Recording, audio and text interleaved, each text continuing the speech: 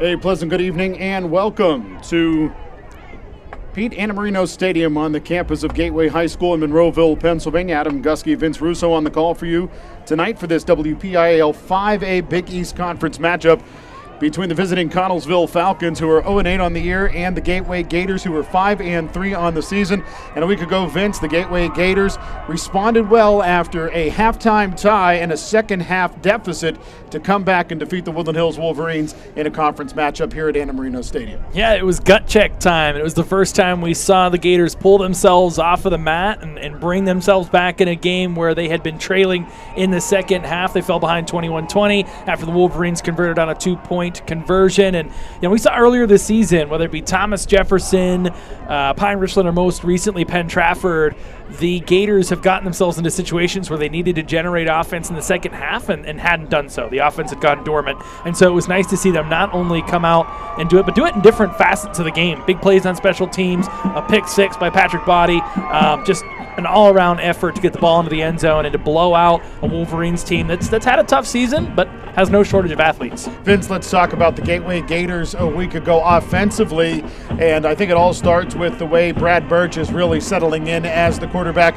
a field general. He runs the football well. He's obviously throwing the football well as the top passer in 5A. Yeah, 21 for 26, almost 300 yards, another 3-touchdown performance.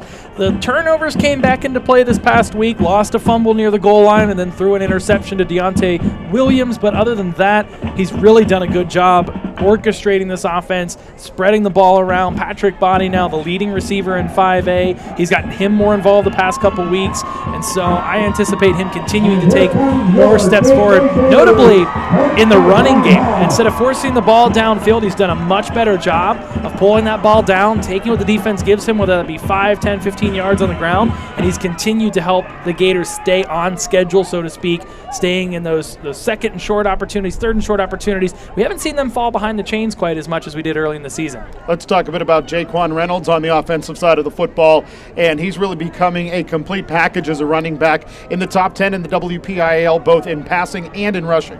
He is. He has 764 total yards from scrimmage over the 8 games, 6 touchdowns. We see him be able to be a consistent pass catcher out of the backfield, a hard-nosed runner. The past couple weeks, they've really leaned on him to ice games late. We've seen that throughout the season. He had his big coming out party at Penn Hills, and he plays well beyond his years as a sophomore. I'm so excited to see how some of these players continue to develop. We talked about it last week. 8 new starters on the offensive side of the ball, 4 sophomores, including your quarterback and your running back. So, this is still a work in progress. And we, as much as we talk about how we wish the offense could muster up more in these late game situations against tough opponents, these are still 16-year-old guys that are growing, developing, and maybe they're hitting their stride right at the right time. They get a couple tune-ups here before the playoffs, and then who knows what happens after that. Let's talk about the Gateway defense now, Vince. A Gateway defense who, number 1, can get after the quarterback, and number 2, knows how to stop the run, and that's bad news for Connellsville. However, their strength really is their offensive line. Yeah, not a whole lot of strengths whenever you're looking at an 0-8 season, but that is one thing that the Falcons have going for them. They have some experience on the interior when it comes to the offense. They have a 4-year letterman in Colin Lynch, and then 3-year lettermans in Spencer Schaefer, Bailey Kennedy, and Wyatt Shreve. They're going to have to lean on those guys and try and run this ball downhill, but all season long we've seen whether it's Hunter Dow, whether it's Matthew Brooks, whether it's Aiden Smith. I mean, they've got some guys that can really apply a lot of pressure in the backfield, and I absolutely anticipate they'll do that often, early and often, here tonight in this contest. Ball security obviously going to be an issue tonight as there is a misty rain that has been falling throughout the evening. And now it's not a downpour by any stretch of the imagination, but like I said, a misty rain that could affect things as the night progresses between the Connellsville Falcons and the Gateway Gators. Painting the picture for our listeners on the Trib Live High School Sports Network. Far sideline are the Connellsville Falcons, white jerseys, white pants, royal blue numerals, and royal blue helmets. Near sideline, Gateway Gators, black jerseys, gray pants, gold lids, and we are underway in Monroeville, PA. Is this a bouncing Ball that will be returned from the 24-yard line straight up the middle. Return man for Gateway is Demetrius Harper, coming to the near sideline, finally shoved out of bounds deep inside of Falcons territory at the 31-yard line. So a big start for the Gateway Gators as they will start deep inside of Falcons territory. Good job by Harper there. He's not normally the one who gets his number called on kick return duties, but just puts his head forward, gets the wheels motoring, and a nice return there. Didn't try to do anything too fancy, just went north to south, got run out of the sidelines, but nobody able to bring him down. Let's see what the Gators offense can do here on 1st and 10 at the 31-yard line. Ball at the left hash, 2 receivers right, Birch in the shotgun, Reynolds to his right. Option to the right for the Gators on 1st down. A lot of room for Birch. He'll pitch it off to Reynolds. Reynolds inside of the 10, inside of the 5, brought down near the goal line, and a pickup on 30, brings up 1st and goal at the 1. Gators look ready for this one. I mean, clearly a mismatch on paper between these two teams and how the trajectory of their season has gone thus far. But my goodness, I mean, that's the most running room and the most green we've seen in front of the ball carriers for the Gators thus far this season. A perfectly timed pitch that adds on about another 15 to 20 yards on top of that initial run from Birch. Great effort. Birch in the shotgun, hands off Reynolds. Reynolds met in the backfield and brought down. Be a loss of about 1, bring up 2nd and goal at the 2. And not a whole lot going there inside. See if they try and pitch it back out. Maybe a screen pass to Reynolds out of the backfield, or maybe just toss it to him. We'll see what they go with here. But a good effort there, a good surge inside by the Falcons, able to wrap up and bring down Reynolds, who it's not super easy to do that around the goal line. He's been pretty effective down here in the red zone. Shotgun again, play action, toss into the end zone, in and out of the hands of Dallas Harper, and that incomplete pass brings up 3rd down and goal at the 2-yard line. And we saw this story a week ago. 2 times Gateway drove the ball inside of the Wolverines' red zone, and 2 times they came away with field goals in the 1st quarter. And that's something that the Gators need to continue to try and improve and work on, regardless of who they're playing. Anytime you get inside the 20, your mindset has to be that we're coming away with 6. I mean, that's what helps you build insurmountable leads early. Birch again in the shotgun, looking right this time for Patrick Body, and he loses his footing and will go down to the turf. And let's see what Don Hall and the Gateway Gators are going to do here on 4th down and goal at the 2. Looks like they're going to keep the offense on the field. So big kickoff return, Vince, from the around the 10-yard line to the 31, a 30-yard run. Combined between Birch and Reynolds, and now it's 4th and goal at the 2, as again the Gators are going to go to the option. Birch into the end zone for the Gators, TD on 4th and goal from the 2. That's a great play call. I mean, that's what got them that 30-yard gash there, the first play of the drive, and you go back to it. Connellsville has to account for 2 different ball carriers there. I think they were expecting the pitch to Reynolds, and from there, Birch just cuts it up inside, puts his helmet down. Number 6, able to put 6 up here. Well, that option working well, and we've seen it on and off throughout the season, and I do happen to see it more in practice than the Gators have used it in the games, but I think as the season progresses, that may be a weapon that can be used not just here in the last 2 games of the regular season, but looking forward to the WPIAL playoffs. Just another wrinkle and just another showing of the maturation that we've seen in real time in front of us by Birch. I mean, he's become such an effective ball carrier for the Gators. Good decision making there, takes care of the ball, didn't need to pitch it unnecessarily. Able to bowl over an interior lineman there for the Falcons, and Birch looking like a halfback there, putting 6 on the board. You know, Vince, we were talking about this before the game, and early in the season, we talked about how Birch needs to adjust to the 5A game, transferring from Jeanette to Gateway. And it's clear over the last several weeks he has done so. He's turning the ball over a little bit, obviously up near the top of the WPIAL in interceptions. However, he seems to have gotten that off of his back other than the interception that came in the latter stages of the 2nd quarter last week. Yeah, I mean, over the past 4 games, just 1 interception, 2 turnovers overall to speak of. So certainly had his struggles early in the season, but he's really rounding into form right when you would want your sophomore quarterback to be, to help them be contenders going into the 5A postseason. Plaskin's end-over-end kick will bounce at the 10, then again at the 5 and out of bounds. So it will be Connellsville with decent field position to begin their first offensive series, and it'll be at the 35-yard line. That's something that Plaskin's really struggled with this season. The ball will be spotted at the 35-yard line, first down. You know, directional kicking is something that has to be mastered, and that's, like you said, the one thing that Plaskin hasn't done 100% great at. Conversely, he's punted the ball well, obviously kicked field goals and extra points very well. We couldn't even think of a miss on a PAT talking before the game, and just one missed field goal this season, and that came on a block. Here come the Connellsville Falcons in their all-white uniforms. Braden Jalot at quarterback for the Falcons. And Remy Bowes sent to the sideline, and I'm not sure why. I think he was a little shaken up. And the Gators going to bring in a substitution for him at least on one play as Jordan Tyree will come in. Aiden Smith shows blitz. The snap goes awry, and covering it up is the QB for Connellsville. So the fumble covered up by the QB, Gilliott, the freshman. And Jalot covers that one up. A loss of 6 brings up second down and 16. We saw Jalot's brother last year. Gage was the starting quarterback, and now the younger Graydon getting the chance here. He started a few games here later in the season for the Falcons.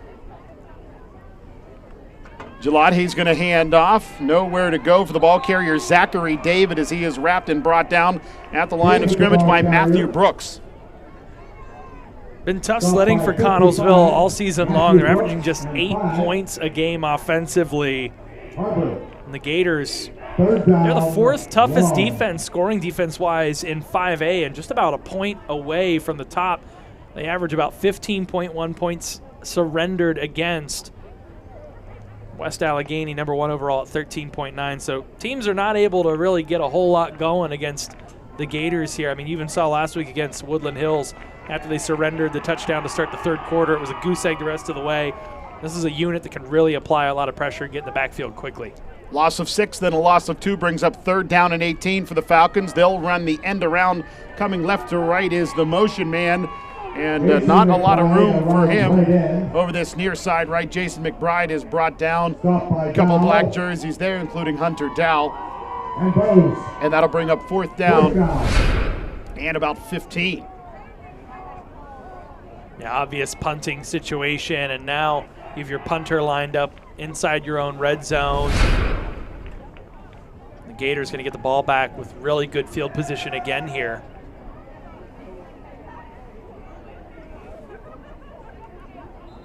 Looks like Gateway may have jumped the snap there, as coming after the punter was Patrick Body.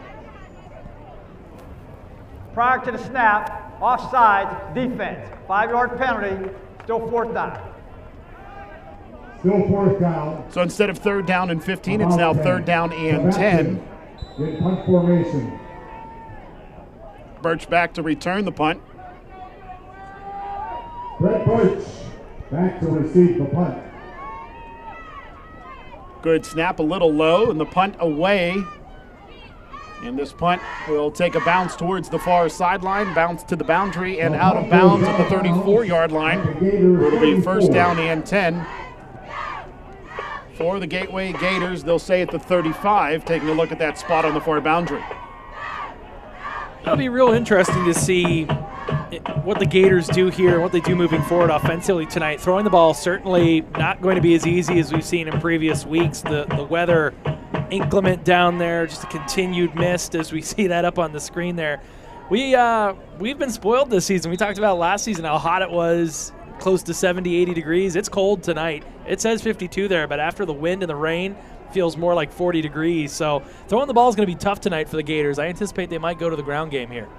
Birch going to go to the air on first down, screen to the right-hand side for Body, and Body will wiggle his way through a couple of tacklers and then be driven back after picking up, they'll say, 8, maybe 8.5, so this will be second down and short for Gateway. Well, that's one way to execute the passing game when things are in this sort of misty rain that we're seeing. Keep it simple. A short dump-off pass to your main receiver, the leading receiver in 5A. It's a good play call. To the ground go the Gators. This time it's Jaquan Reynolds who bursts free inside of Connellsville territory and brought down at the 46-yard line, where it'll be first down and 10 for Gateway. Stop by. And there they go right back to the ground game there. I think a healthy balance is something we've seen the Gators not really accomplish a ton throughout the season, but at different points when they've been able to pull it off, it's just made the offense so much more dynamic. You know, last week we saw in the second half that play action pass that actually became a real big threat in the second half, helped them pull away from Woodland Hills. And when they can establish the run like that, it just opens up so much more of the playbook. Bruce Giles, the injured player for Connellsville, to the boundary, and back to live action we go. Jaquan Reynolds takes the handoff, finds his way into open greenery, and finally brought down inside of the 30 at the 29-yard line. So a gain on that play of about 16, and it's first and 10 for Gateway as they move the ball inside of the Falcons' 30. And an excellent job for the guys up front there, opening up a lot of holes there for Reynolds. He went untouched for the first 10 yards of that run and bowled over a few Falcons along the way. Play action this time. Birch looking right the whole way, going to the end zone for brother Brett, who catches it at the goal line and takes it into the end zone for a Gateway touchdown. That was a perfect ball thrown in not great weather tonight. Was able to put that one right where it needed to be. You see his brother slow up just a little bit as he gets into the end zone, comes back to the ball. A really good job there. Secures it as he gets pushed to the turf. That's excellent. Quick points there. A really well orchestrated drive and a balanced drive too. 2 passes, 2 runs. Easy enough. Looks like a couple of guys that have thrown the football to each other a few times in the past, as Cole Plaskin's PAT is good. And with 7:16 to play in the first quarter, Gateway has opened up a 14-0 lead. And if you're Gateway, this is exactly what you wanted to do. It doesn't matter who you're playing against. You got to come out, set the tone early, got to put the points up. They're following the script. They're a team that's clearly favored in this contest, a team that doesn't want to get caught looking ahead to next week and even beyond that as we look toward the playoffs. Certainly they have an opportunity with a couple games here against teams that have struggled this season to build some momentum going into the playoffs, but you still have to come out, you still have to execute and actually do that.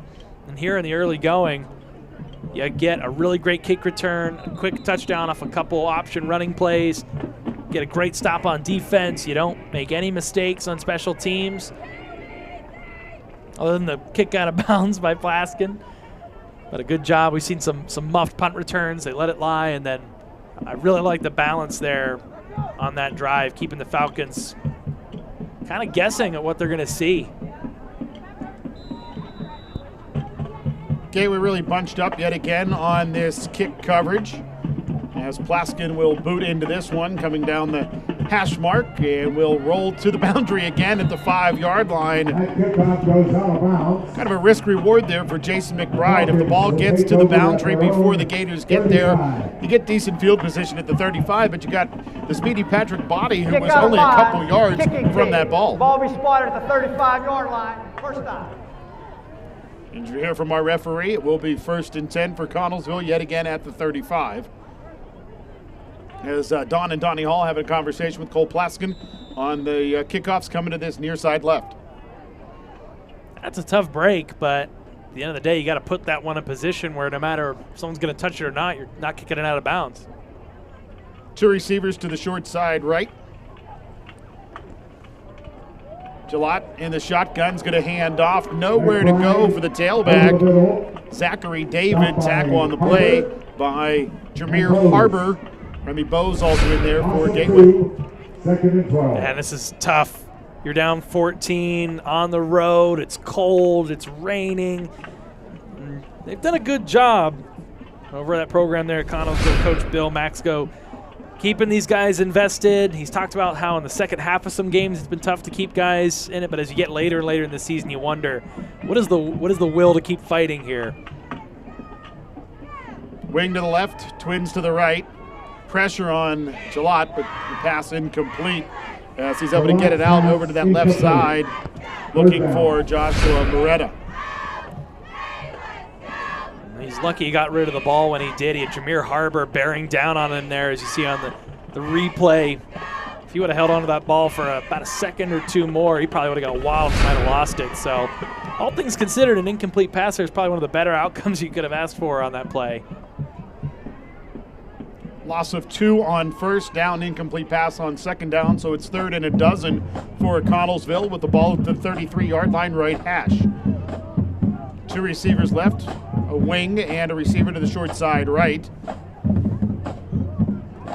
To the ground go the Connellsville Falcons. Zachary David almost to that first down flag. It'll depend on the spot. I think he was maybe a hair short of the line to gain at the 45, so it is decision time for Bill Masco, the head coach of the Connellsville Falcons. They're going to keep the offense on the field, will Connellsville, but the tackle on the right side of the formation flinches early. And in all likelihood, this is going to cost Connellsville 5 yards and bring the punt unit on. It will. Snap, ball start, offense, number 78, 5-yard penalty, still 4th down. Crucial blunders you can't have happen at crucial moments. They had an opportunity there to try and pick up 1 yard. Now you got to give the ball back to Gateway, and they have an opportunity to grow this lead. Punt gets away, a wobbler that'll take a bounce in favor of Connellsville. Birch will let it roll past, and it will head inside of the 25 to around the 23-yard line. So the first drive, Gateway a big play, and a few plays later a touchdown. Second drive, the Gators matriculate the ball down the field a bit more, but then they finish it off with a long touchdown pass from Birch to Birch. Let's see what Gateway can do with this offensive possession, starting at their own 23, their worst starting field position. I expect much of the same. Throw different things at Connellsville. They've shown they're not afraid to throw the ball on first down or run it, second or third down. They're having success both ways. Reynolds averaging over 10 yards a carry thus far. Everything that they touch is turning the gold here from the early going for the offense. Trips right, tight end to the left of the formation. Play action. Birch looks right, throws right, bobbled and dropped by Harper. That's the second time we see Dallas Harper drop a ball today, one in the end zone and one there. Now, he's had a solid season. He hasn't touched the ball much. We've mentioned it many times. About 50% of the time he touches the ball, he's getting into the end zone. 6 touchdowns on the season, which is 16 receptions for Harper. And it looked like he put that ball right where it needed to be. That's just, inexcusable. If it's on the numbers, you got to catch it. To the ground go the Gators, and this time it's Jaquan Reynolds. Not a lot of room up the middle as Bruce Giles makes the tackle for Connellsville, the sophomore. Well, if you're the Falcons, you've fortuitously found yourself pushing the Gators into a 3rd and long situation for the first time tonight. See if they can't try and get a stop here and get off the field, get the offense back on after it. Very nearly gained a first down, but not so sure we won't see the option here once again, or a bubble screen to body. They just have so many options and so many playmakers. There's so much they could do in this situation. Play clock at 10 as Birch sends a motion man from right to left. He'll go to the air. Complete this time to Dallas Harper. More than enough for a Gateway first down as he's still on his feet and finally brought down across the 35 to the 36-yard line. A couple of white jerseys there to make the stop, including Ethan Schultz for Connellsville. One thing I've really appreciated out of Don Hall and how he has coached this team, a lot of coaches would be quick to pull a guy out. We've seen multiple times this season them go back to guys that have made mistakes and give them that confidence. Hand off to Reynolds, this time runs left, cuts it back to the right. Brought down after a gain of about 3. Tackle the play by Josh Marietta. Giles also into the stop for the Connellsville Falcons. We've seen that even with Birch behind center, where he throws an interception. They trust him to go back out, throw the ball the very next play. They do a good job of turning the page. Trips right, Birch, shotgun, looks for Harper, finds Harper. Dallas Harper with the catch inside of Connellsville territory at the 42. It looked like a defender got in there in time to try and break that one up, and Harper doing a good job getting those hands extended forward, getting his hands on the ball, absorbing the contact, and coming down with the ball. Once again, the Gators picking this up via chunk yardage and not getting deterred Reynolds has been stuffed on a couple runs here, hasn't gained a whole lot of yards. So what do? You drop back, wait for your guys to get open. Gators can do it any way they want. A wing and 2 receivers to the right as Gateway will go to the ground. Birch running to the right, has a lot of room out there, cuts it back inside, getting near the first down flag. They'll say he crosses it and will be finally brought down at the 30-yard line. So a gain of 12, and it's 1st and 10 for Gateway. Another methodical drive for the Gators. I tell you, Adam, I'm so interested to see, as the Gators inch toward the playoffs, what this wrinkle within their offense is going to look like when they play some more talented teams in 5A. Option right, Birch, lot of room. Cuts it back inside, gets near to the first down marker before being hit from behind and brought down.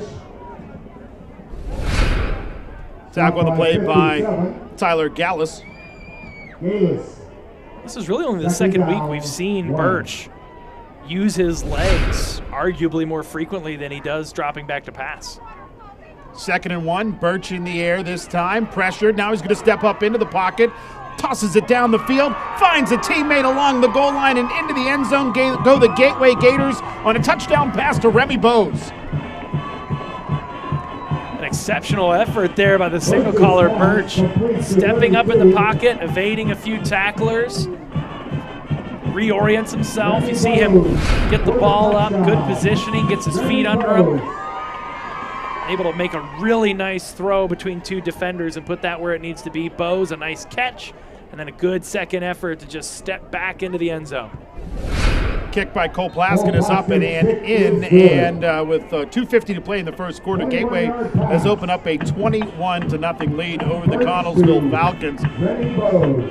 And Vince, how about the arm strength of Brad Birch on that last pass to Remy Bose, the touchdown? He hadn't set his feet quite yet, and you'll see it here on the replay as he scrambles, steps up, doesn't set the feet. In fact, his right foot is forward when he throws that football and still able to find Bose on a frozen rope down at the goal line. Yeah, he's throwing across his body. He's rolling from right to left, and so he's not set, and that's not what's most comfortable for him as a right-handed quarterback, but really did put a nice spiral on that one, made it a very catchable ball for his receiver.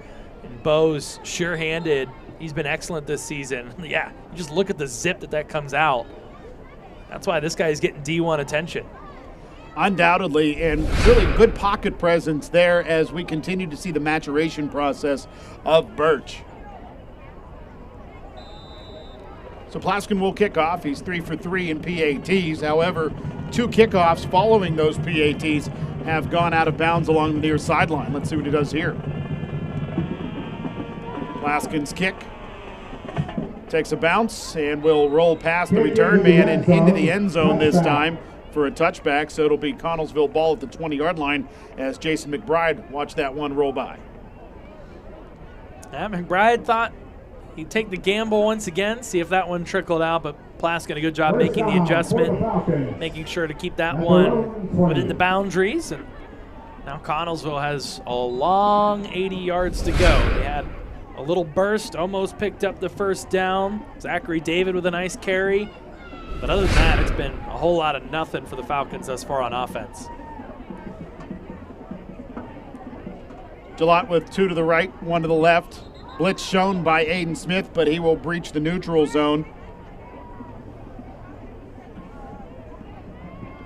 Now the umpire threw the flag. Traditionally that's against the offense, but I think from his vantage point he saw that Smith had breached that neutral zone. We'll check in with our referee just to confirm. Prior to snap, disconcerting effort on the defense. That's going to be a 5-yard penalty, still first down.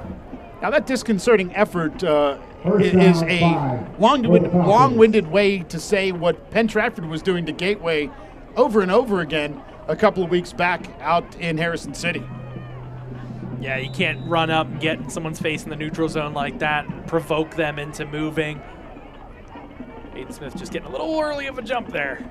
Pass to the near side, incomplete. On the coverage for Gateway is the senior Engelke, the intended receiver, Marietta. So the incompletion brings up 2nd down and 5.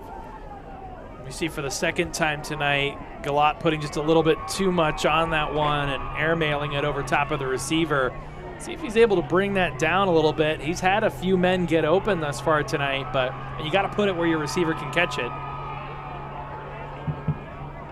Two receivers left, one to the short side right. Jalot surveys, looks to the right-hand side. The pass tipped and then incomplete. Marietta couldn't pull it back into himself. Jameer Harper on the coverage for the Gateway Gators, and that'll bring up 3rd down and 5. And once again, I mean, you don't want to sound like a broken record, but your quarterback's got to put it in a position where your receiver can make the catch. I mean, on one end we see Birch, who can put it on a rope, as you said, from about 30 yards out, no problem. And Galot really having issues here. I don't know if it's the weather or whatnot, being a freshman, but he has struggled. Movement before the snap against Connellsville is going to cost them 5 Prior yards. to the snap, false start, number 79 offense. 5-yard penalty, still 3rd down. So after what equaled an encroachment penalty against Gateway prior to 1st down is now negated, and it's 3rd and 10 for Connellsville. At the 20-yard line, the line to gain obviously the 30 at this point. Two receivers left, one to the short side right. Sidecar to the right-hand side of the QB Jalot. He's going to hand off as the Connellsville Falcons go to the ground. Nowhere to go for Zachary David as the Gators are in the backfield. Hunter Dow, amongst others, in on the tackle. Loss of 2 brings up 4th and a dozen. 4th down. Yeah, no push off the ball for this line, which is supposed to be a strength. There, if you're the ball carrier, you got to get moving north to south in a hurry. You can't stand in the backfield and wait for something to happen, especially when you're playing against a defensive front like this. You just got to go. Gateway going to block this punt as it rolls to the far sideline. Will Remy Bose get there? He will knock a Falcon away, and into the end zone go the Gators. Now you can't advance a blocked punt, so it'll be 1st down and 10 for Gateway, or rather 1st and goal for Gateway at around the 4-yard line. You can't advance, a blocked punt, and that's exactly what happened there. So it'll be 1st down and 10. My goodness, a whole host of black jerseys in there. Then the punter just gets killed after. My goodness, things just going from bad to worse. And if you're the Gators, things just continuing to get better. As for the 2nd time today, they have an incredibly short field. As you said, Adam, a goal-to-go situation here. Now, you can't advance a muffed punt. You can't advance a blocked punt. The official apparently saying that Gateway stepped on the sideline, or Connellsville had a player out of bounds contacting the ball at the same time.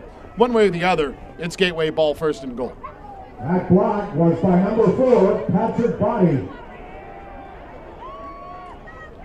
Birch, shotgun. He'll keep it. Tosses to the near side left for Body. Body sidesteps a tackler and into the end zone. He will go to extend the Gateway lead to 27-0.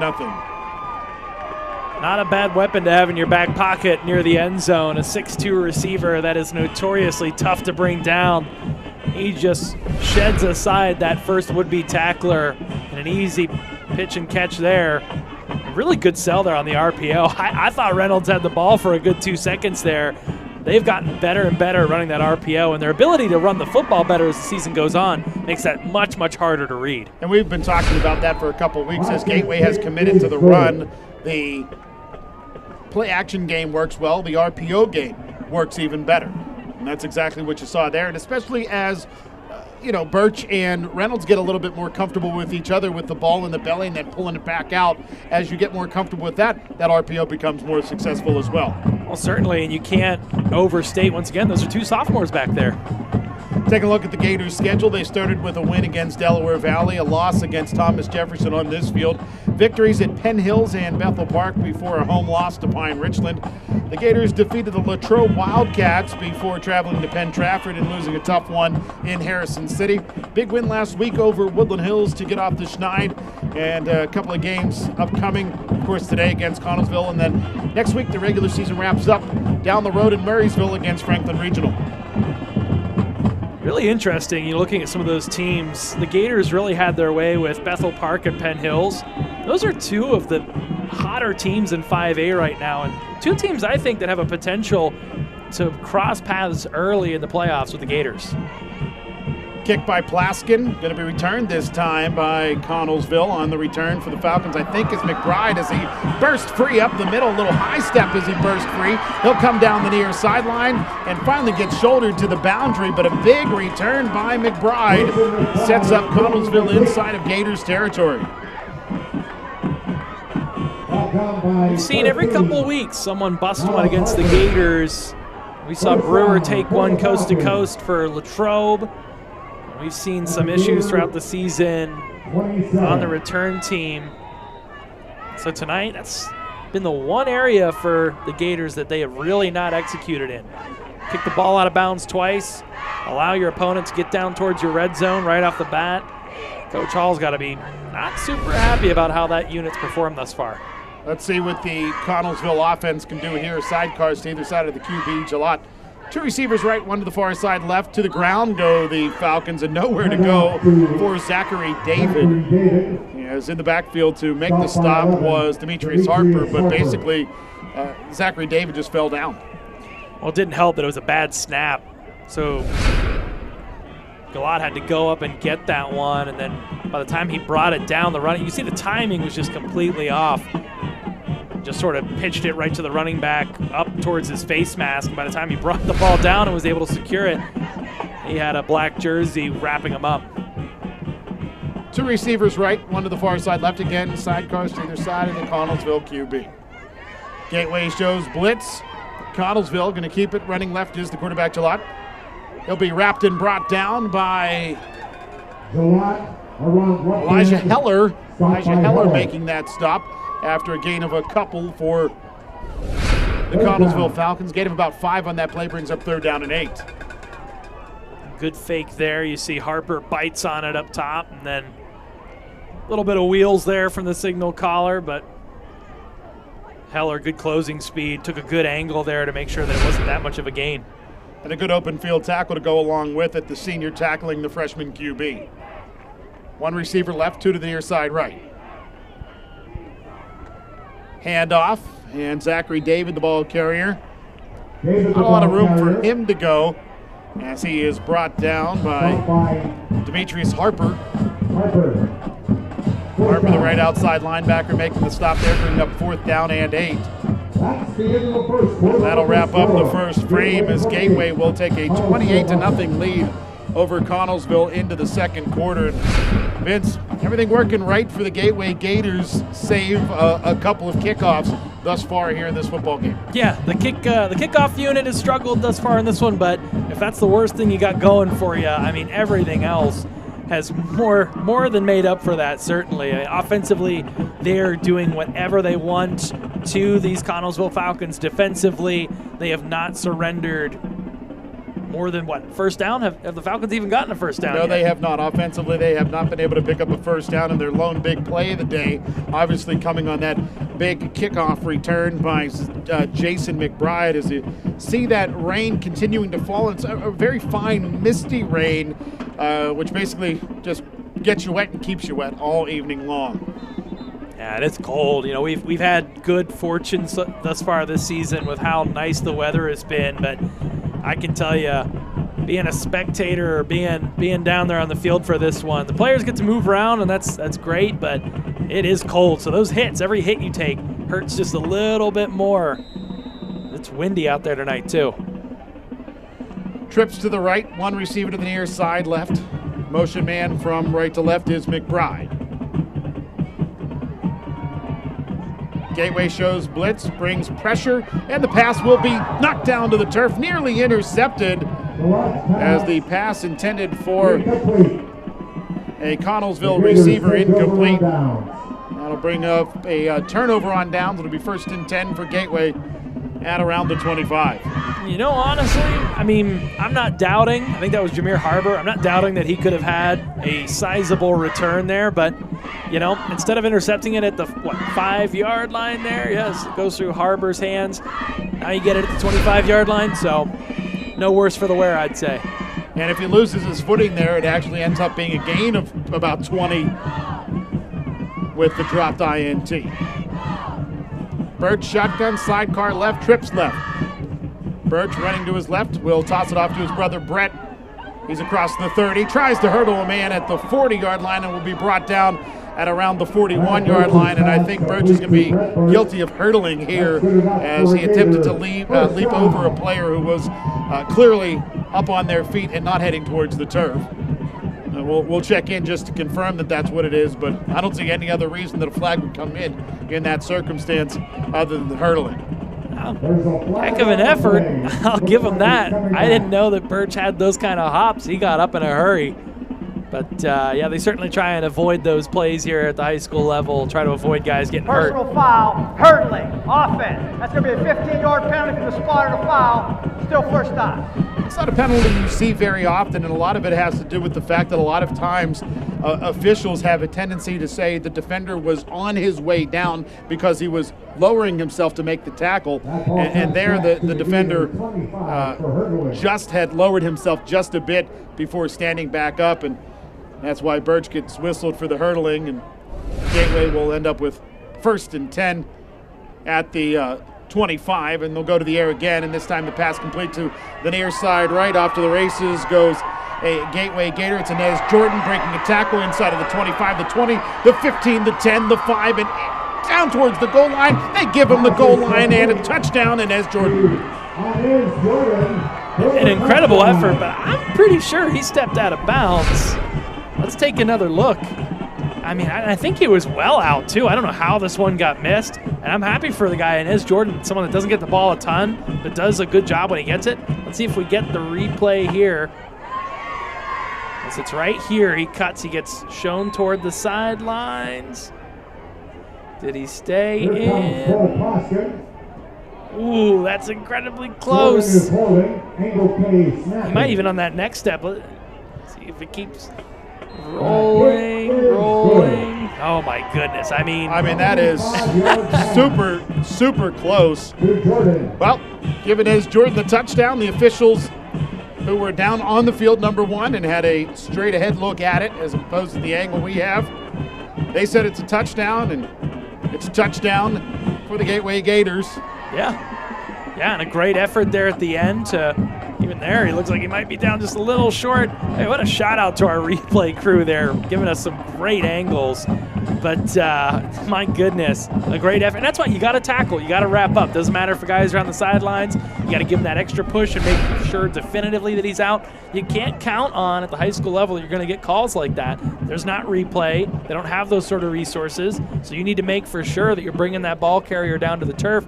And a good job, credit to Inez Jordan. He kept the wheels running. You play to the whistle. They didn't blow the whistle, so he gets himself to the end zone for 6 more. And now I think we're headed to some modified timekeeping. Yeah, we will definitely hit that once we get into the second half, and that's the rough part of this is that it doesn't start until we get into the second half.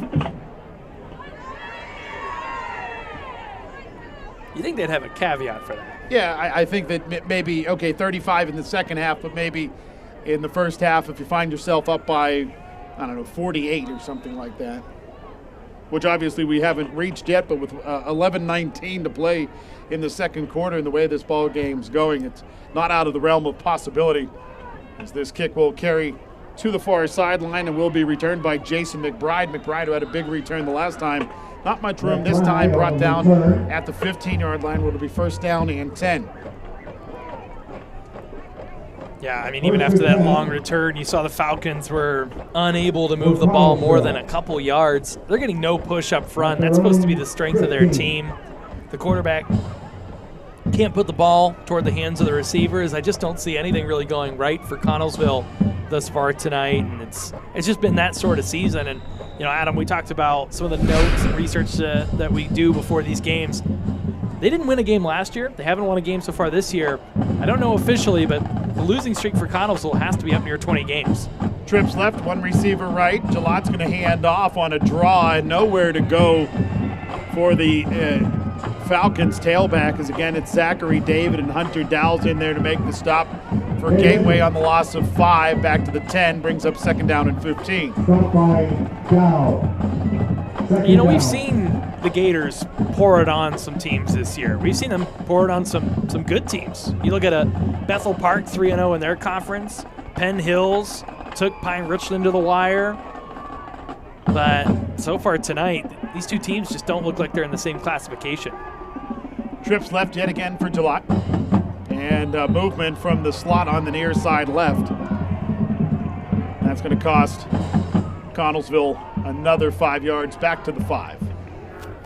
Prior to the snap, false start, offense. 5-yard penalty, still second down. And that's a big part of it. I mean, certainly Gateway is executing at a high level. They're coming off of a victory over a rival team, but Connellsville just looks completely out of sorts on both sides of the ball in terms of execution. I mean, it's late in the season. You got to watch the ball and fire off at the right time. Trips left as the Falcons are going to go to the ground here. Zachary David, no room to go over left tackle, maybe a yard or two.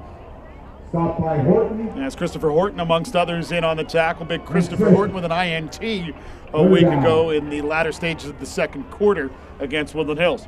Yeah, he was getting some love on some of the local media Instagram pages this week. I mean, it's not very often you see an interior defensive lineman able to come down with the INT, and he drug a few bodies along with him along the way after catching that one. And that was a fun moment of last week's game, one of many, as the Gators really turned it on, especially in that second half against the Wolverines. 3rd down and 18 now for Connellsville as the play clock wanes. Trips to the right, one receiver to the short side left. To the ground go the Falcons on 3rd and long, as they've done several times today. Zachary David, the ball carrier, not a lot of room, so across the 10 to about the 11. Demetrius Harper in on the tackle, also Aiden Smith in on the stop for Gateway. And the clock will wind down towards 9 minutes to go here as the punt unit comes on for Connellsville. The Falcons have had the same issue that the Gators have had a few times this season, with snaps going over the head of the punter into the end zone. So keep an eye on that, especially with the weather and the ball being a little slippery. See how the snap goes here in the shadow of their own end zone. Zavachkin, the kicker, will get this one away, and it will be a low wobbler that'll take a bounce in favor of Connellsville. And Birch hesitated just too long to pick it up after the first hop, and the ball will be downed by Ruggieri. And he's kicking himself for it. You can see with the body language there. He saw that one was hanging up there just enough. He would have been able to do something with that one, I think. Take a look at the Falcons' schedule. We already talked about the fact that they are 0-8 with losses to Laurel Highlands, Greensburg, Salem, Norwin, road loss at Kiski, loss at Peters Township, and a home loss against Franklin Regional at Latrobe, and they got beat up in pretty much every loss this year, including last week against Penn Trafford at home.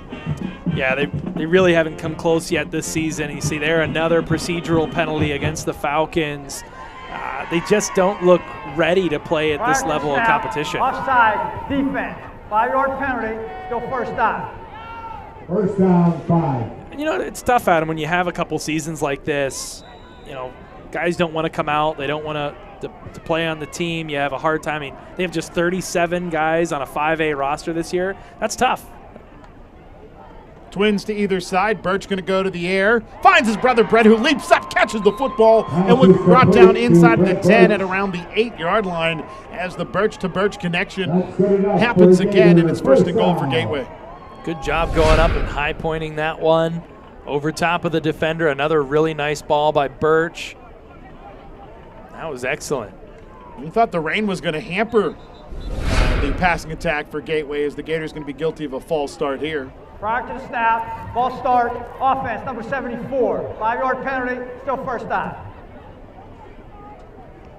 So Jacob Santo with the false start there, but so far, Vince, really doesn't seem like, other than a couple of drops by Harper early, Gateway has not had any trouble holding on to the football. They have not. They have handled the weather very well. Traditionally, sometimes throughout the season, the coaches will dunk a few balls in water and make them practice under those conditions, as it looks like we're going to get a timeout by the Gators. And, expanding off of that, just another mark of these little situational things that good programs prepare for, coach through. You have to know in Western Pennsylvania, this year has been a bit of an anomaly. We haven't seen rain in any games thus far up until this point, not to this level at least. Certainly we saw it at Penn Trafford and it got worse as the evening went on. But here, it looks like we're going to have an evening full of precipitation. Yeah, last week the rain did start to fall in the second quarter. It went away, then came back. But this, like you said, just a consistent misty rain, that certainly puts a damper on senior night here for the Gateway Gators, as it's the final regular season home game for a lot of the guys along that near sideline. Yeah, but a lot of them have had some pretty significant, impactful moments thus far, that's for sure. Undoubtedly, and Vince, obviously they are doing their best to try to make sure they play one more home game, whether it be on November 5th or November 12th, depending on how things shake out in the WPIAL playoffs. Offset pistol, Birch going to go to the end zone for his brother Brett, and it will be intercepted, yes. Bringing it down in the end zone with the INT is Ethan Schultz. Taking a look at this one-on-one coverage between Schultz and Birch, and Schultz high points the football as the pass a little short for Brett Birch, and he'll come down with it, the sophomore, with that INT. Yeah, I mean, a good job by Schultz going up and getting that one. A bit undersized, was definitely more aggressive on that play. I know that was underthrown, but if you're Brett Birch, you've got to get up there and at the very least play DB and knock that one away, hit the hands of that defensive back and make sure he can't come down with it. It's kind of like in basketball. If you're going to foul a guy, you've got to foul him hard enough that he's not going to make the basket. Hand off to Zachary David, who will push his way back to the line of scrimmage, maybe pick up a yard, as Jameer Harbor, amongst others, make the tackle for Gateway. Demetrius Harper in on the stop, not Jameer Harbor. I misspoke there. And Harper, and Harbor all play for Gateway, so sometimes you can get a little tongue-tied with those three. Sounds like a law firm.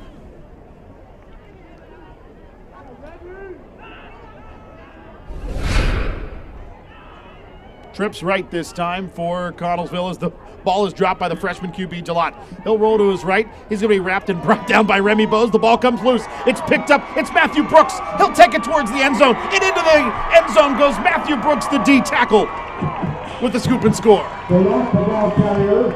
So the junior finding his way to the end zone on senior night, and another unlikely candidate. 2 weeks in a row, we see an interior lineman pick up the ball and get to moving, and Brooks showing the wheels there. Normally he's using them to get into the backfield. You see there he gets a good push, but it's Remy Bose coming over and jarring that one loose. A nice hit. Got the quarterback a little high there. They're not going to call that one. No horse collar. Brooks, good eyes there. Quickly gets on the ball, takes that one into the end zone, and you love to see that. Looked like Bose with the right arm came around and punched that one loose. Kind of a TJ Watt type of punch at the ball, as this one is no good by Plaskin. It looks like Inez Jordan may have gotten his hand kicked in the process, as Plaskin bends down and has a conversation with Inez Jordan, the holder. Jordan, who has a TD today, also the holder. That's just second time we've seen Plaskin miss in that circumstance. Yeah, that one looked like there was issues abounding throughout, getting the hold down and getting the kick. But he's been pretty sure-footed when it comes to the PAT attempts. And there, once again, you see the replay of Brooks getting himself into the end zone. He's been making an impact all season long. You love to see those guys that never really get their hands on the ball. They never get the touchdowns or the recognition. You see those interior guys able to make a play in space whenever they get the ball in their hands. Last week we saw a offensive lineman for Woodland Hills score a 2-point conversion. We did. On a heady play by the Woodland Hills backup quarterback was in, had just thrown a touchdown pass. He was about to get sacked. He pitched it backwards to an offensive lineman who took it in the end zone for the 2-pointer, which ended up giving Woodland Hills the lead at that point, 21-20. Always fun to see the big guys get their hands on the ball. You either get kind of one of two things, it seems like. You get that total shock in their eyes, or you get guys that are like, okay, this is finally my time. I'm going to go hit someone. This is my time to shine. I've got the ball. Two Falcons collide on the kick return, and it will go down to the turf and have to be covered up by one of those two Falcons, covered up by Jared Hoff. And it will be first and 10 for Connellsville at the 19-yard line. it's just been that kind of night, been that kind of season. I mean, you see just miscommunications abounding, and then no one sure who should fall on that one, but at least a heady play there by Jared Hoff, however, but the senior able to fall onto that one. And once again, a long field in front of this Falcons offense. See if they have maybe a gadget play or something. Try and catch the Gators on their toes here a little bit. Connellsville motions out of trips right and has twins on either side as Gillott will spin off of some pressure, take it to the far sideline, and wrapped and brought out of bounds by Aiden Smith. So the senior with the tackle on the freshman. Gain of a few. Brings up second and much more manageable for Connellsville, at least much more manageable than we've seen after some first down blunders throughout this second quarter for the Falcons. Yeah, you'll take that. You're just, as a program, you're trying to build any sort of consistency or momentum you can, and not only is that game to game, but it's play to play, and even just giving yourself a shot on 2nd and 7 instead of 2nd and 15, that's a win. You got to take the small wins. Two receivers right, one to the near side left. To the ground go the Falcons. Zachary David nowhere to go, as this time the tackle is in fact made by Jameer Harbor.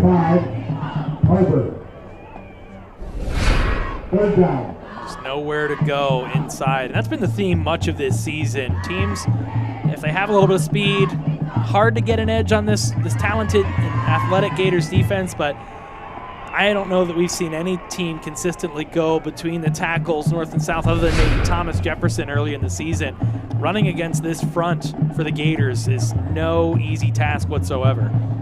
Yeah, Penn Trafford was able to run the ball a bit on Gateway, but they had to do it in a very methodical way, slowing down the game as much as they could with short runs as Gillott rolls right, throws right, and the pass into the Connellsville bench is incomplete. That'll bring up 4th down and about 5, and the punting will come on yet again. Well, right. Certainly, the Warriors got it in chunks. They their MO is consistency, sticking with that running game, and just kind of taking those 2- and 3-yard bursts and then waiting for that, for a guy like Yakimelli to kind of break one open. But other than that, Gators have just been so stout, that run defense. Zavachin on to punt again and got it away just outside of the outstretched arms of Inez Jordan. It'll bounce and scooped by Birch. Birch sliding through tackles, still on his feet, driving his way towards the 45 inside of Falcons territory. And finally will be brought down. A couple of white jerseys in there on the stop. Leading the charge is Bruce Giles. Yeah, Jordan very nearly got a hand on that one. Mustn't have been too concerned about the kicked hand because he was willing to put paws in the way of the ball there. And then Birch, glad to see him come up and get that one, build a little more confidence as a punt returner. We haven't seen that be a particular strength for the Gators thus far this season, but a nice return there by number 7. 2 receivers left, one to the short side right, wing to the left is Bose. To the ground go the Gators. Jaquan Reynolds will shove his way to the 41 before being driven back, but not to the turf, as Giles makes the tackle for Connellsville. Gain of 4 brings up 2nd down and 6. Yeah, nice initial hole there. And then a good job by the Falcons getting in there and getting 3 guys onto Reynolds quick. Harbor takes the handoff. Rather, that's Reynolds taking the handoff. He's got the first down and more. He'll take it to the end zone for a touchdown. There's a flag down, and that's way back near the line of scrimmage. And Louis Douglas looked like he may be the guilty party here, as he had his hands on his hips immediately when he looked down and saw those flags at his feet.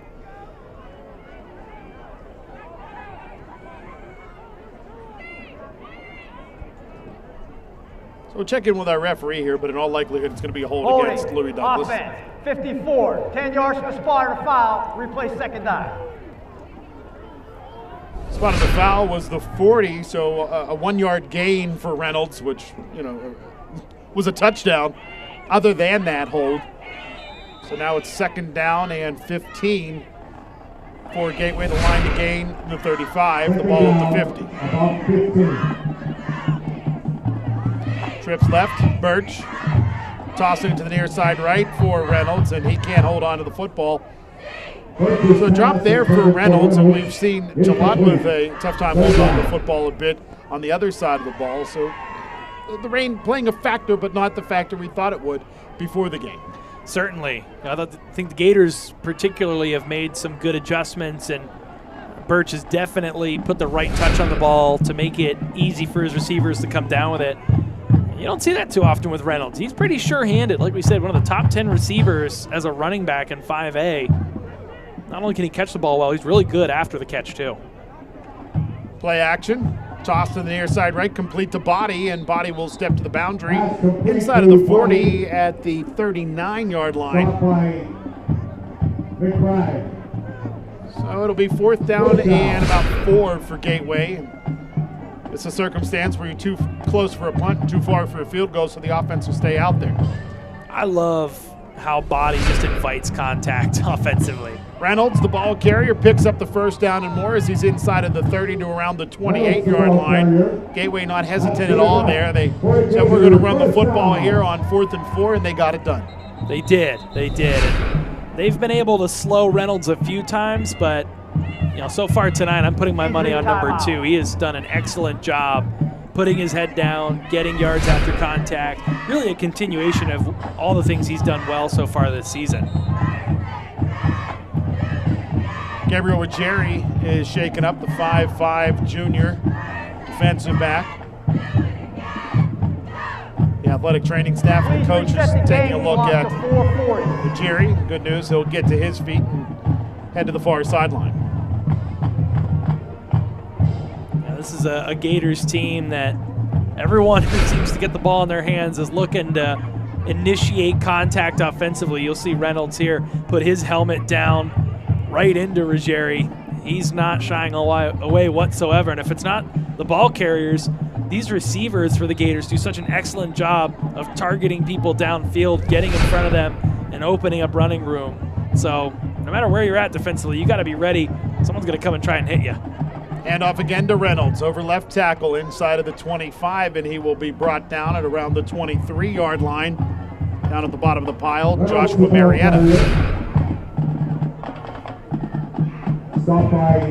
Really like to see the Gators continue to establish the run here. See if they try to get Jameer Harbor involved at any point, with this one being as lopsided as it is. Toss to the far side left for Birch. He sidesteps a tackler. Jukes past another one. Inside of the 15. Brought down from behind as he approaches the 10-yard line. They'll say 1st and 10 at the 11 as Birch with some nifty moves in the open field. And that's a part of his game that he has gotten better at as the season has gone along. We've seen him a few times recently with some longer touchdowns, which have involved him getting around defenders. Hand off to Reynolds, and Reynolds inside of the 10 to around the 9-yard line as a flag comes in late. And down near the goal line as Remy Bose seem to be tied up with a Connellsville player down near that goal line, and the officials having a conference here to talk things over. Thinking specifically referencing Birch on that last play against Latrobe. Took a short screen pass about 30 yards to the end zone, juking a few guys out of the way. There is no foul on the play. I think the officials there just allowed cooler heads to prevail after it seemed like Remy Bose got tied up and had a few words with Joshua Marietta, but sometimes when the words and gestures are mutual, you give them a little reprimand and tell them to move on with their day. To the ground. Reynolds driving his way inside of the 5 and will get towards the 1st down flag as he broke free from the pile and ended up taking it down towards that 1-yard line. And based on the spot I see from the far sideline, it'll be 1st and goal at the 1, and it will be officially 1st and goal at the 1 for Gateway. Yeah, a great effort there by Reynolds. He just is so hard to bring to the turf. He has such a low center of gravity, and he continues to keep those legs churning. He is just continuing to develop into one of the best in 5A. Hand off to Reynolds. Reynolds towards the goal line has the ball ripped loose as he went down to the turf. Will they say it's a fumble or will they say it's a touchdown? The officials are going to confer. They'll say it's a fumble by Jaquan Reynolds. As their officials down there, they say his knees were not down and he had not across the goal line, so a turnover for Gateway for the second time inside of the end zone to our right. Yeah, and the third in 2 games. Unfortunate. Take another look, see if Reynolds truly was down or whether or not.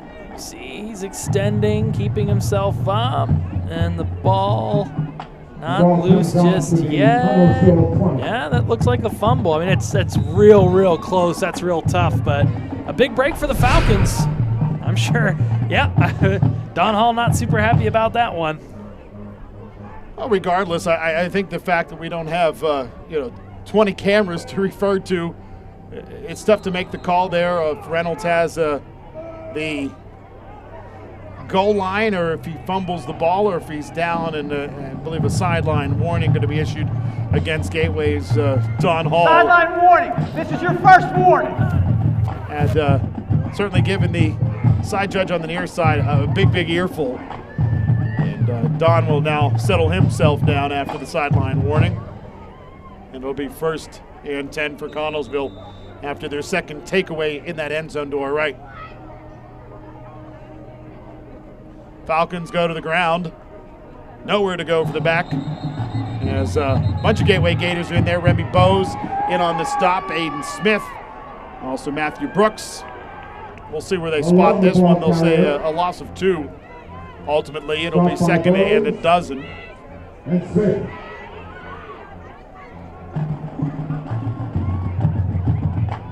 Connellsville has had their work cut out for them all evening long, but most especially after putting themselves behind the chains on first down many times.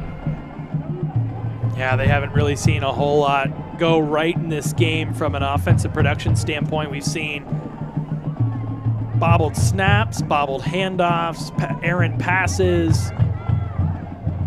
Saw a quarterback strip sack, return for a touchdown, so it's been tough.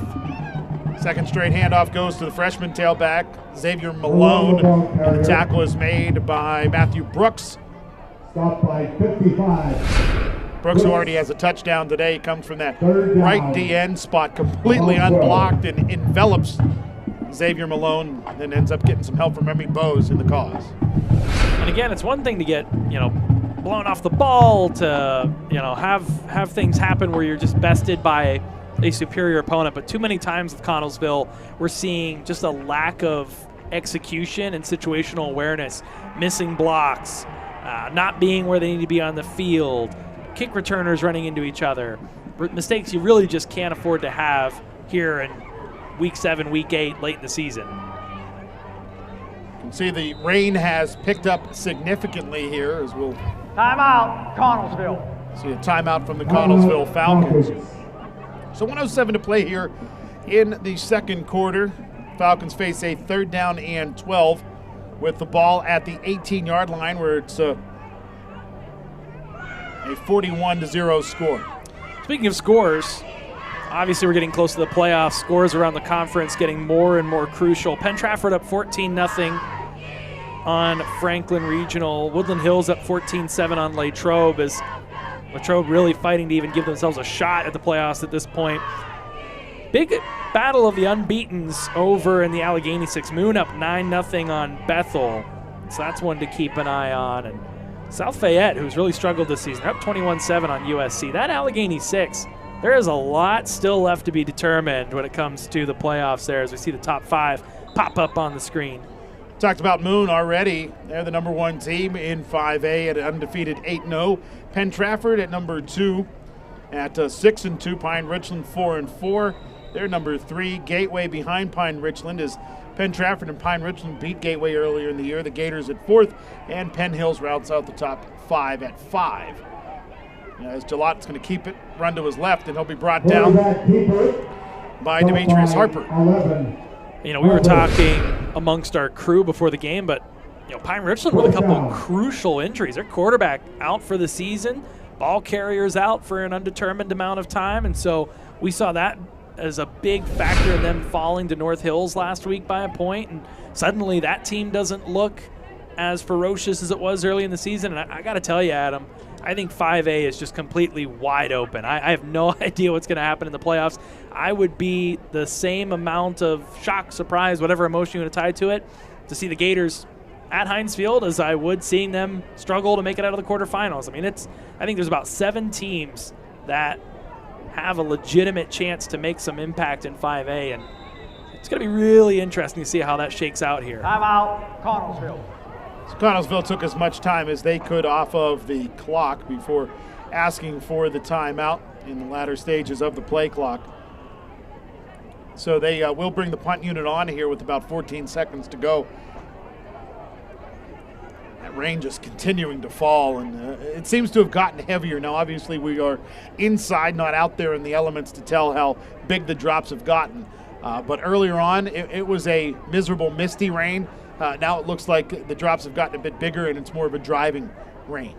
Yeah, it's legit now. It's not mist. It is full-on rain, and kudos to the guys and gals in the band that are making the best of it down there. But I certainly don't envy, and it's certainly the worst weather we've had thus far this season, which is a season where we've been pretty blessed from a weather standpoint.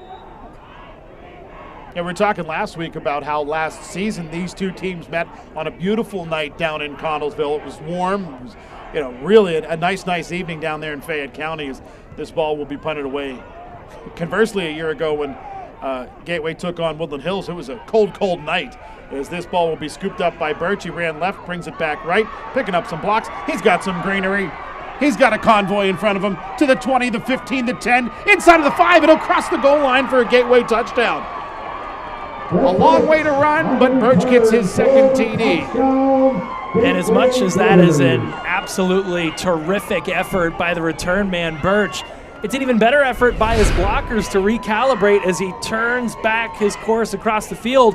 No blindside blocks, no blocks in the back, no holding. We see no laundry on the field. Not a whole lot of times you see a play like that go unscathed without something calling it back. A great effort by his blockers there to maintain their discipline and help get him to the end zone. Last time the PAT failed is Plaskin ended up kicking the hand of Inez Jordan, but this time the snap by Engelke, the hold by Jordan, and the kick by Plaskin, and all 3 phases worked well. And to the locker room, these teams will go with Gateway leading Connellsville 48-0. That's one heck of a punctuation mark on what has been the most complete half we've seen out of the Gators this season. And, this is a team that they should have achieved these results against, but like we said, you got to go out and you got to do it. Can't play games on paper. The Gators came out here. They did just about everything well, a couple mistakes here and there, but as they've done throughout the season, they turn the page quickly, they rebound, and they're beating up a team they should beat up. Yeah, a couple of turnovers for Gateway and a couple of special teams miscues, but other than that, it's been a heck of a first half for the Gateway Gators. Absolutely. I mean, there's no shortage of people to look at that have made impact plays. Matthew Brooks has a touchdown. Birch there has a couple touchdowns here early in this one, receiving and returning. You've got the ball to Bodie. You've got the ball to Reynolds. Heck, Birch put his helmet down for the quarterback position. He got into the end zone. You're seeing a good confidence-building win out of or on pace to win. You never want to say anything too early, but 47 at the half, certainly they are on pace to come home with a W tonight. And the Gators, they're looking great out there. I mean, what else can you say? Well, we are going to step away here at halftime, and when we return, we'll get you set for the second half. But in the meantime, stay tuned for the Trib Live High School Sports Network halftime show, as well as the Gateway Gators Marching Band. You're tuned in to Gateway Football on NFHS Network and the Trib Live High School Sports Network.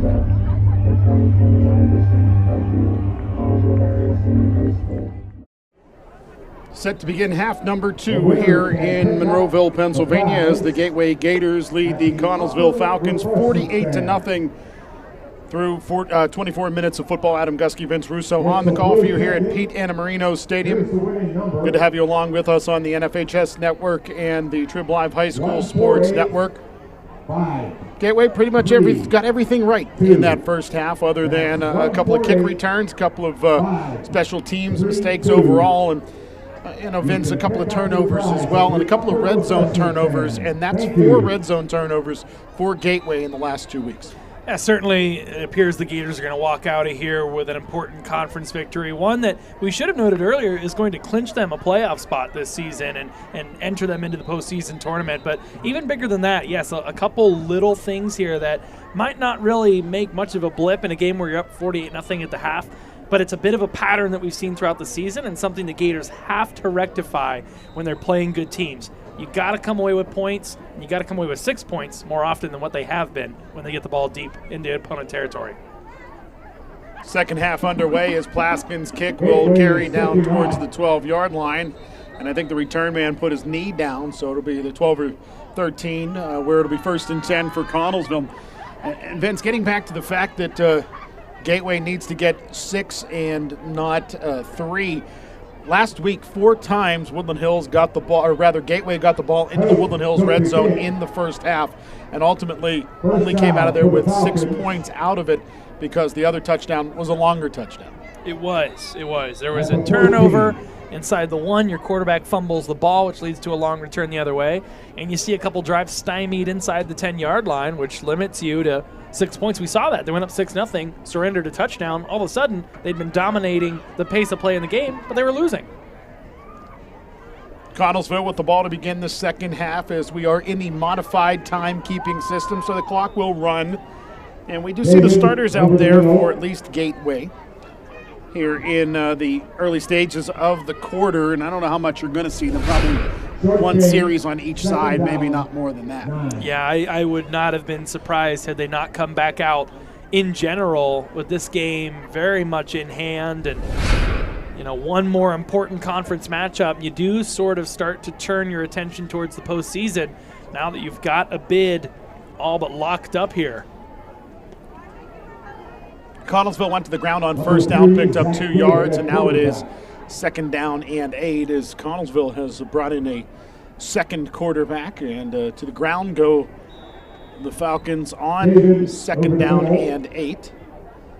And no gain on that play brings up 3rd down and 8.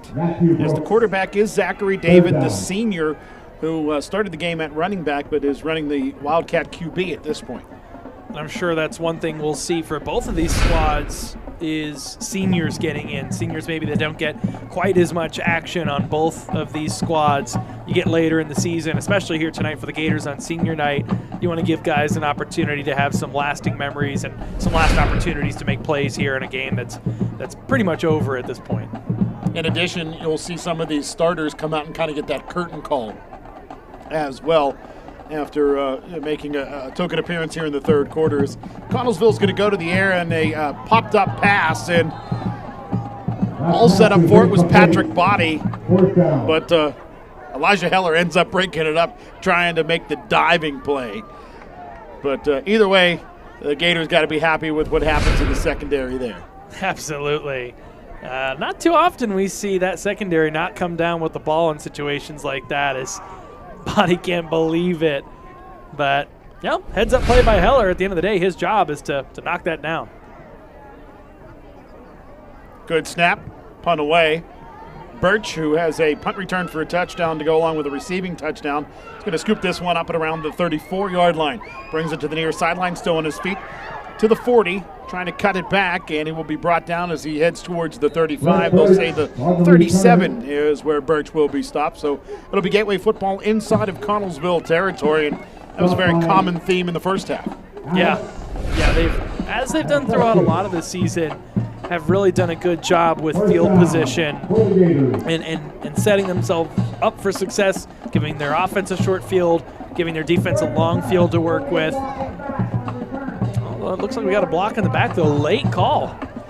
And that came in late, and I didn't quite see it. So the block in the back against Gateway is going to cost them a significant yardage because it's going to be back from where the block in the back happened, which happened to be back near the 40-yard line. So it'll push the ball back to the 27, where it'll be 1st and 10 for Gateway. Instead of 1st and 10 at the 37 inside of Falcons territory, it's 1st and 10 at the 28 inside of Gators territory. It looks like we're going to see the second unit come out for the Gators. High snap, but the Gators will go to the ground, and it will be Jameer Harbor, the ball carrier. Ball comes loose. They're going to say that Harbor was out of bounds prior to the ball coming loose, and it's covered up by Gateway nonetheless. So it'll be 1st and 10 for Gateway either way because the ball, now they're going to say, is spotted right near that first down flag, and the referee says it's enough for the first down.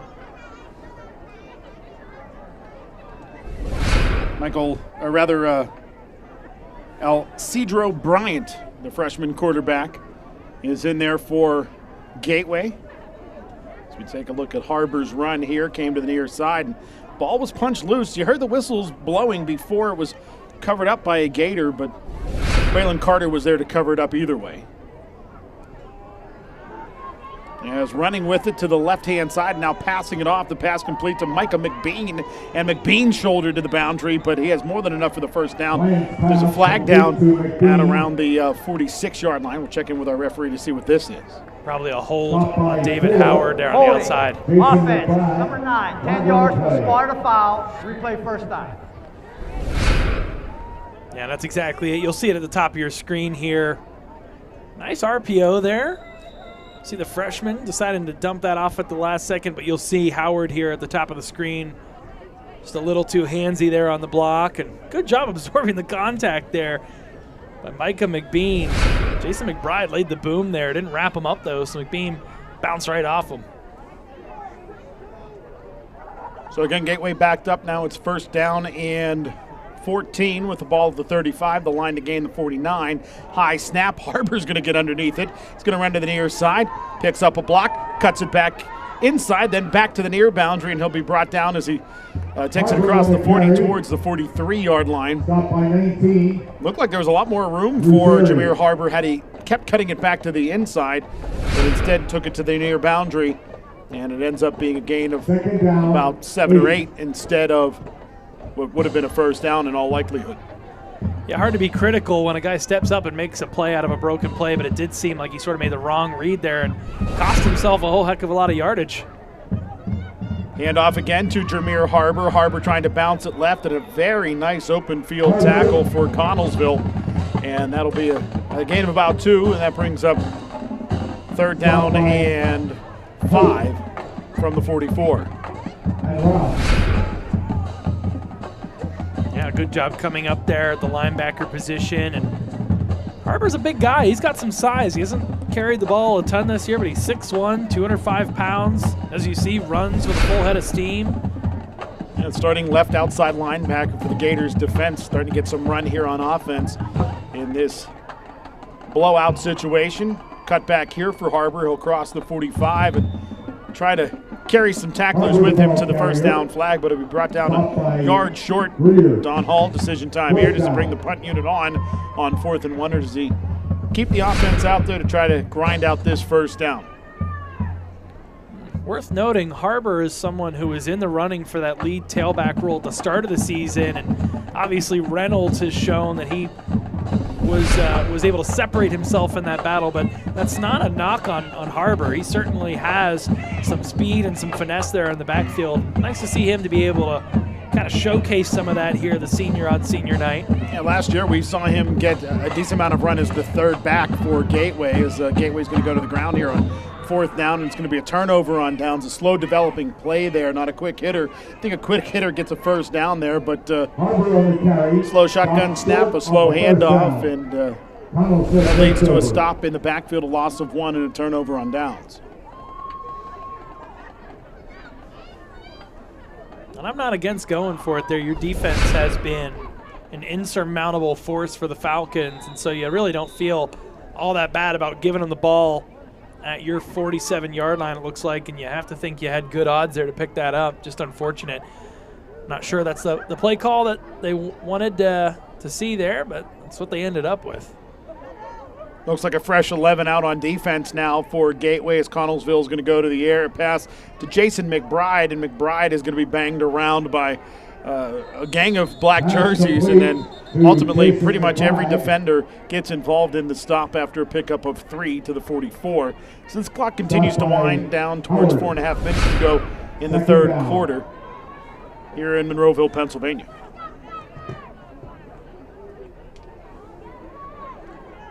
So you start to think about what lies ahead for the Gators next week. Penn Trafford all over top of Franklin Regional, and so another team that has had a fair share of struggles this season. And I know we talked a little bit about it last week, Adam, but with Pine Richland struggling against Kiski so far tonight, I really do think you're going to see the Gators get one of the top 4 seeds pending the results next week and give themselves a bye in the playoffs.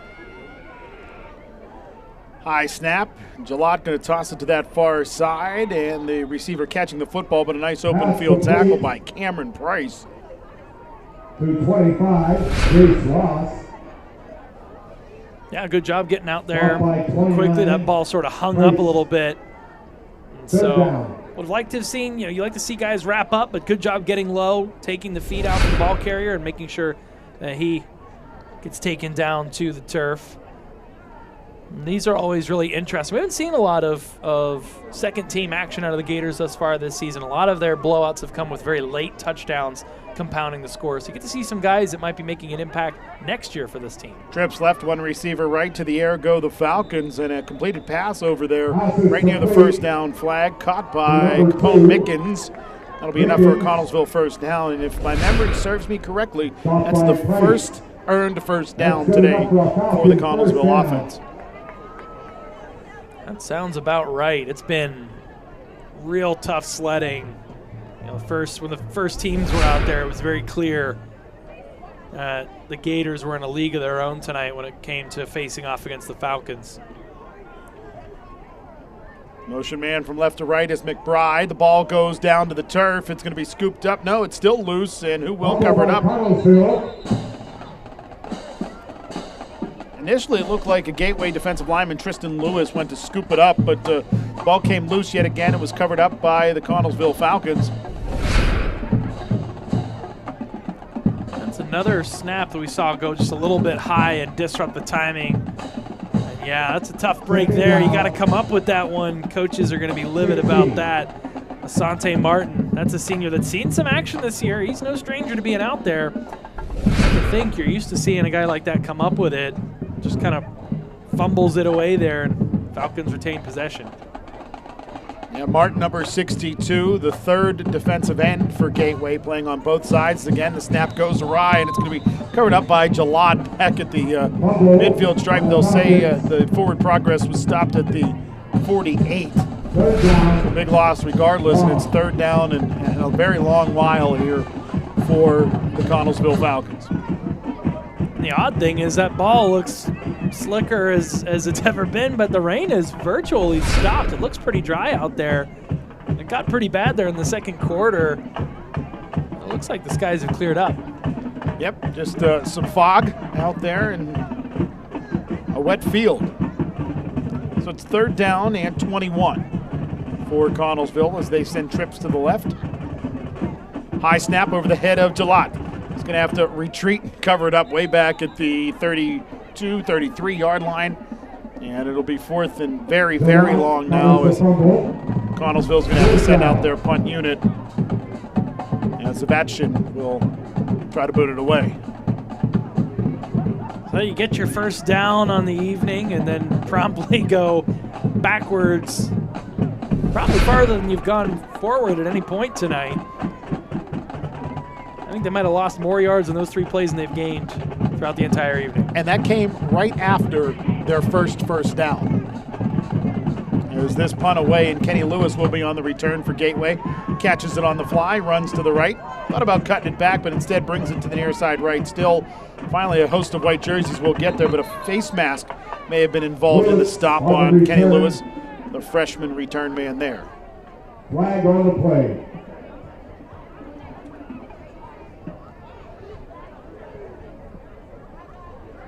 Hard to remember that Lewis is a freshman with how much he's played on defense. He's been someone that's really been impactful for the Gators thus far this year.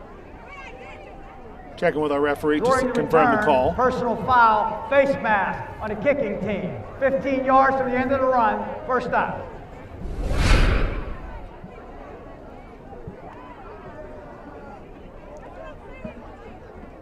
The end of the run was the 35, so that'll move the ball to the 50-yard line as we take another look at this one. Kenny Lewis running right.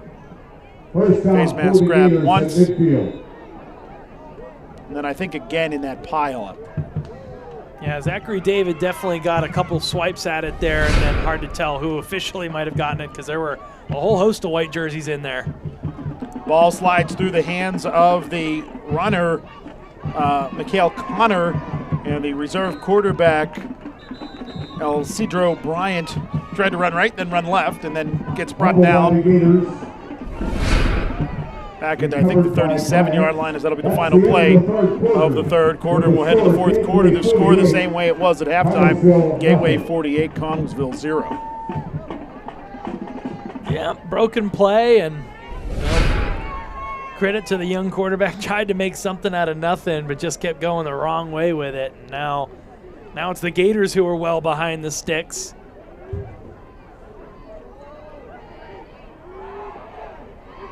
Taking a look at the standings within the Big East Conference. Penn Trafford undefeated at the top of the list. It looks like they're going to get the win tonight to move to 4-0. Gateway well on their way to 3-1 in conference play. Franklin Regional appears that they're going to fall to 2-2.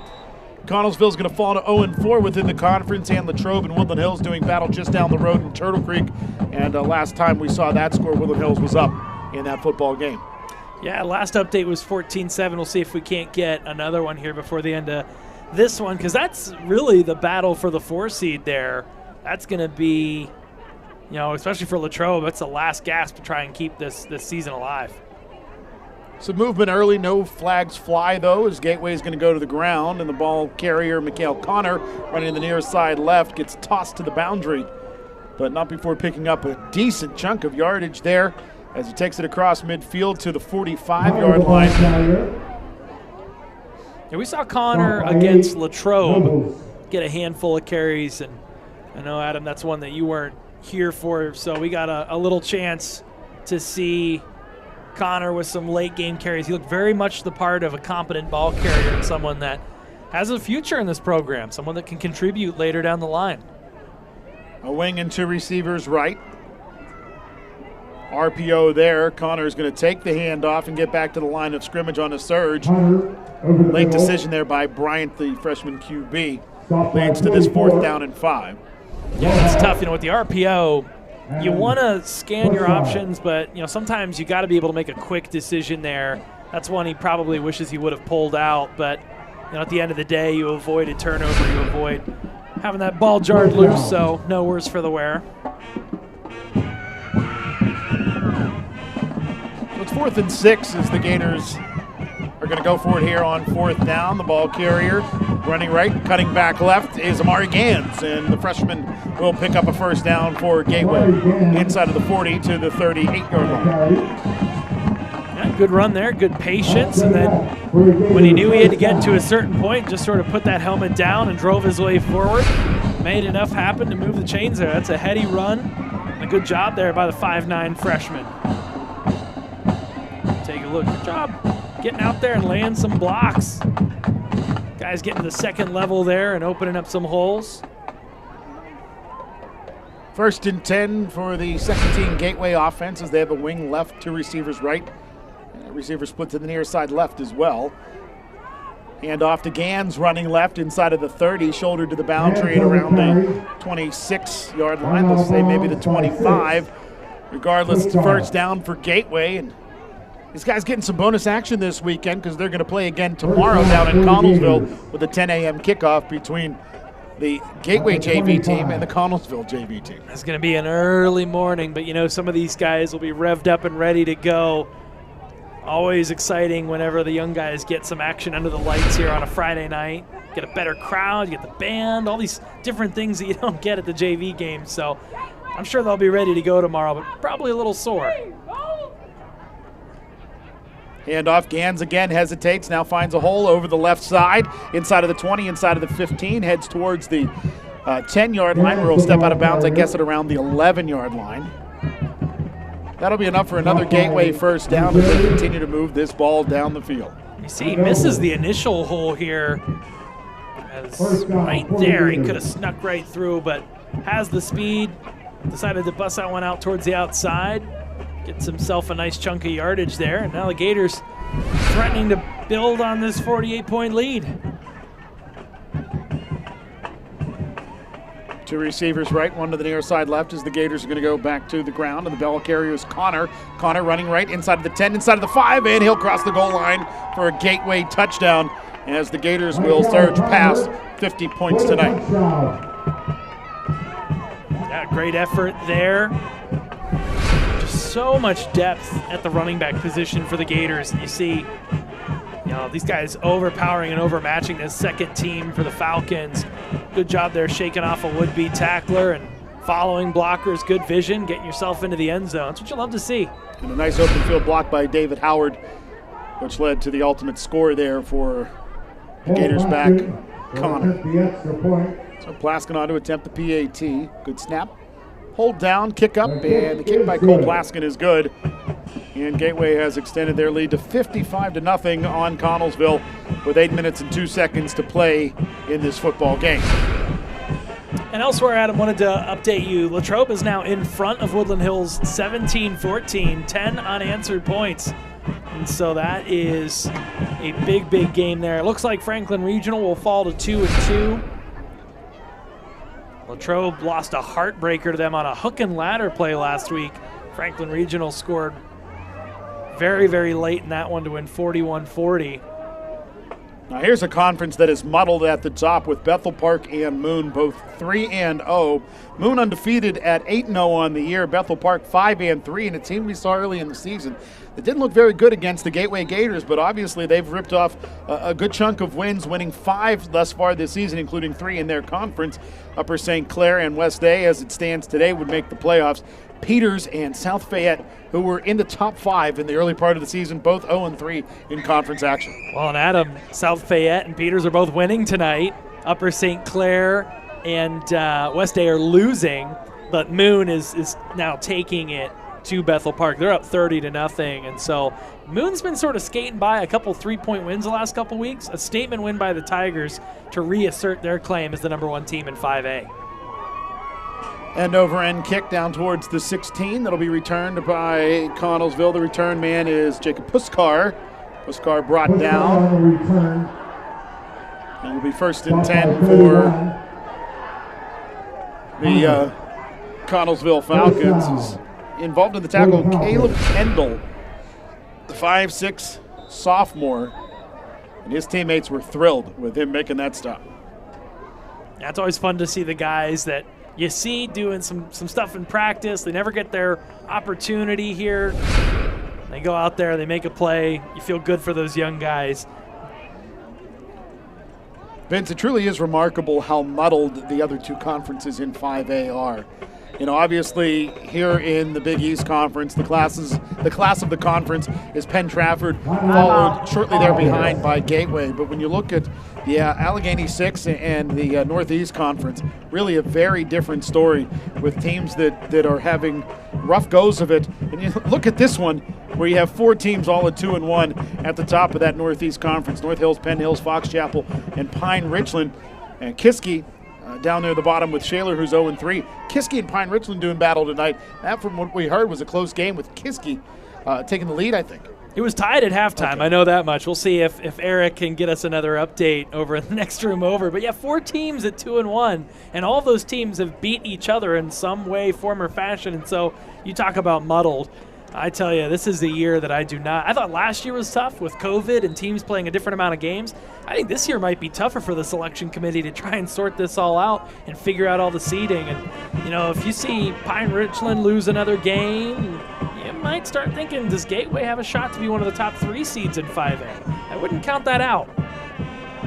Yeah, even though they did lose to a conference champion, it's not out of the realm of possibility, especially, when you consider how teams may finish off the season. There's a big play there made by DeMarlo Harris, 5'11" senior defensive lineman. Yeah, Harris got himself back in there in a hurry, got his 5'11", 235-pound body moving downhill, and there was no one getting in his way. You see a quick move right there, just wraps up the ball carrier, going backwards in a hurry. It was Xavier Malone. But there was no salvaging that one. That was a great play by number 51. Just under 7 minutes to play in this football game. Gateway on top, 55-0 on Connellsville.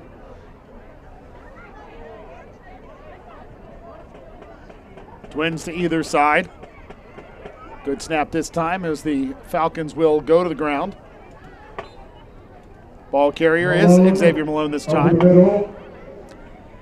And it turns out that the Stop by 40. Cavaliers up in Vandergrift now do lead Pine Richland 24-21 in the Third fourth down, quarter. About 10. And Kiski is a team that started out 5-0 on the season. They did drop a couple conference games, but they won some impressive non-conference battles. Lost a 1-point game to North Hills, which just beat Pine Richland. So I think the point is that 5A is anyone's guess right now. There is so much parity within it, and it's one of the deepest, most talented classifications.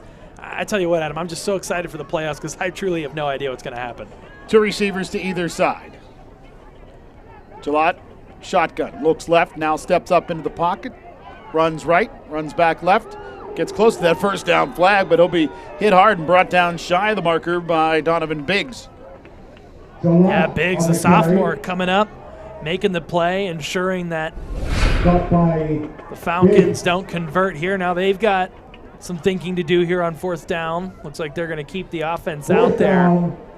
Less than a yard. But that's the thing with a program like Gateway is they just seem to always reload. Last year in some of these garbage time situations, it was a guy like Elijah Heller we were seeing out there getting snaps late in these games. Now look at what he's doing up at the varsity level. Every year you see some of these guys that you get a little glimpse of what next year is going to look like. 4th and 1, Falcons to the ground. They'll pick up the first down this time as surging forward is the tailback. Ball carrier that time was Giles, the sophomore. Giles, the ball carrier. Giles has made more of an impact defensively today. Gets the first down there. Well, when you haven't scored any points, I don't know that anyone's really made too much of an impact offensively overall when it comes to the Falcons, that's for sure. But Giles with a nice move there, a nice push. Got a couple guys leading the way for him there. And needed a yard, got a few more. 1st and 10 for Connellsville. The ball at the 43 as the clock winding towards 4:15 to play. Malone, the motion man. Jalot, the QB. It's going to hand off. Ball carrier Malone running left. As I misspoke there, the motion man was Metzger. Malone, the ball carrier, picks up about 3 as he's undercut, crossing the 45 to the 46. Pace. 2nd down. Good job again, even for the second unit for the Gators, not allowing a ball carrier to get completely outside of the defense. Guys coming up from the secondary, taking good angles, limiting that to just a 3-yard run. There was a lot of green there in front of the ball carrier, but they closed it up in a hurry. Yeah, Cameron Price on the stop on that last play for Gateway. To the ground go the Falcons, and it is Malone again, the ball carrier. Stop by. Yeah, he had a little bit of room there, but lost his footing as a few players have tonight. Almost 3rd down. saw that ball slip out on the RPO there. Ricariel was nearby, but basically the ball carrier just slid down, and that brings up 3rd down and about 7. Line to gain inside of Gators territory at the 47. The ball placed at the 46 right now. 2 receivers to either side. Jalot, shotgun, looks right. Rolls right. Thought about tucking and running. Now he's going to toss it to the near side, but Ricariel got his hands up quickly and swatted it to the boundary. Incomplete pass brings up 4th down and 7. Cariel's another guy who is on this second unit, but really is a first unit caliber type player. And you know, Gateway has a handful of those on each side of the ball, and we've seen those guys get a few snaps here and there. So you know, they're going to make differences whenever they're playing against second teamers, because those are the guys that are they've played those varsity level snaps before, and they've played when the game's a little faster. Yeah, Ricariel has seen a good bit of time this season at the tight end spot. Also saw some time at linebacker as well, but obviously here playing the left outside linebacker position for this 3-4 Gateway defense. 4th and 7.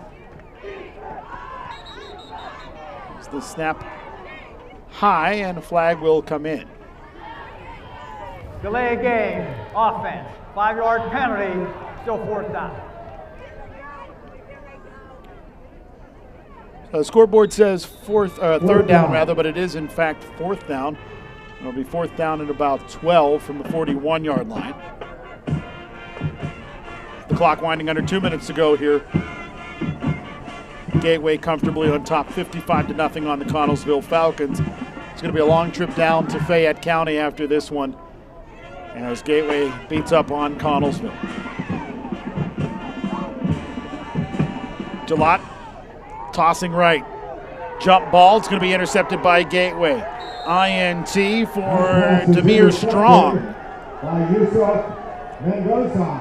So Strong with the interception, and it is going to be 1st and 10 for Gateway at the 43-yard line, maybe the 44, and a kneel down or two. That'll do it. Yeah, and the first goose egg on the season for the Gators defense. They've come close a few times, but no points allowed whatsoever. You love to see that on the scoreboard. Whether it's the first unit or the second unit, the expectation stays the same. Keep that offense out of the end zone and off the board. They've done just that. The Falcons, they had the long kick return to about the 25-yard line, but you never really felt at any point during this game that they were really threatening to put points on the board, and that's in large part a testament to the talented first and second units of this defense for the Gators. So a shotgun victory formation as the freshman QB, Bryant, takes the knee. Probably see one more of those, and that'll do it. As Gateway will keep it with just one loss in conference play as we head to the final game of the regular season next week at Franklin Regional. Yeah, looking forward to that one. Haven't been on the road in a few weeks. And the last kneel down there for Bryant is Gateway, who's improving their record to 6-3. We'll take on Franklin Regional, who looks to be 3-6 next week. Yeah, they're getting handled by Penn Trafford as many teams have been, and you know the expectation should stay the same for the Gators next week to put another performance like this together. They certainly have the caliber to do so and are playing an opponent that, while they're going to be fighting for the playoffs and nothing is secured yet for them, I just don't know that they have the firepower to compete with the Gators, especially in how they've looked the past few weeks. The offense has just taken such a step forward, Adam. And I know Woodland Hills and Connellsville aren't Penn Trafford or Pine Richland, but you still got to go out and compete against the teams that are in front of you. And tonight they did just that and dominated from start to finish. And I think it's a great job by Gateway to springboard off of a confidence-building second half, a fourth quarter, quite frankly, with the win over Woodland Hills last week, and that leads to this 55-point win over Connellsville tonight. Absolutely. They picked up right where they left off, 28 first quarter points, 2 touchdowns in the first 5 minutes, and they did it in a number of ways, and I think that's going to continue to build confidence in these sophomores. Between Birch, Jaquan Reynolds, the Birch to Birch connection is starting to get a little bit stronger. We've seen that struggle a little bit this season. We all know that Brad has taken that big step forward. He looks every part as the 5A quarterback.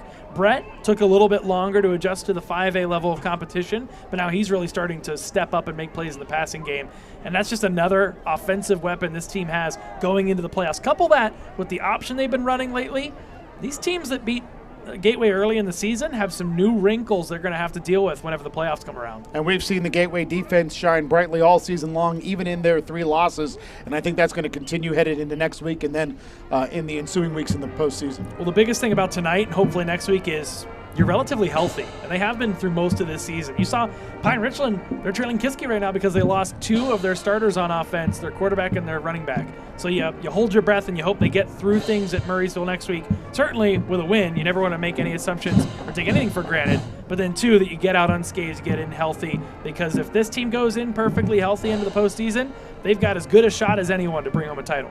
Well, Vince, you and Spencer will be on the call next week for that one, but let's put a bow on this one as Gateway wins 55-0.